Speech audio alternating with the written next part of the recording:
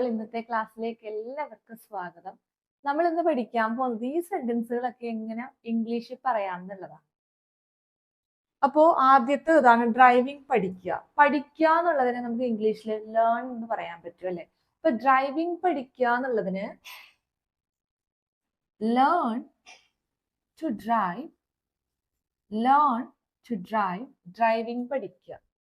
ഇല്ല എന്ന് പറയാൻ പഠിക്കുക. നമ്മൾ പലപ്പോഴും പറഞ്ഞു കേട്ടിട്ടുണ്ടാവും അല്ലെ. ഒരു കാര്യം ഇല്ലെങ്കിൽ ഇല്ല എന്ന് പറയാൻ പഠിക്കുക. അതെങ്ങനെ പറയാൻ പറ്റും? ലേൺ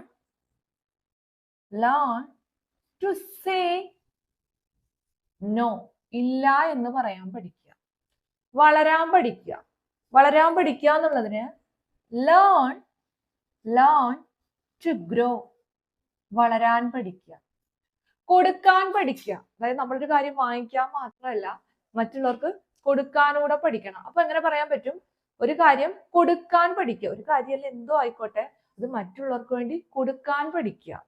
അതെങ്ങനെ പറയാൻ പറ്റും? Learn to give. Learn to give. കൊടുക്കാൻ പഠിക്കുക. ചിന്തിക്കാൻ പഠിക്കുക.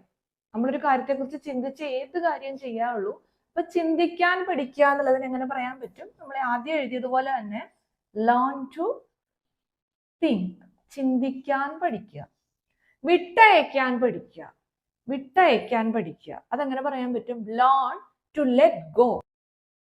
Learn to let go. വിട്ടയക്കാൻ പഠിക്കുക. ജീവിക്കാൻ പഠിക്കുക. നമ്മളത് പലപ്പോഴും പറയാറുണ്ട് അല്ലെ. ജീവിക്കാൻ പഠിക്കുക. ആദ്യം നീ ജീവിക്കാൻ പഠിക്കുക.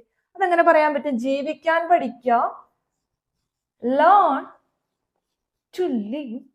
ജീവിക്കാൻ പഠിക്കുക. അപ്പോൾ ഇന്നത്തെ ക്ലാസ് എല്ലാവർക്കും മനസ്സിലായെന്ന് വിചാരിക്കുന്നു. മനസ്സിലായെങ്കിൽ ഇതുവരെ തന്നെ സപ്പോർട്ട് തുടർന്നും തരിക. പുതിയൊരു വീഡിയോ ഉടൻ തന്നെ കാണാം. അതുവരേക്കും ബൈ ബൈ.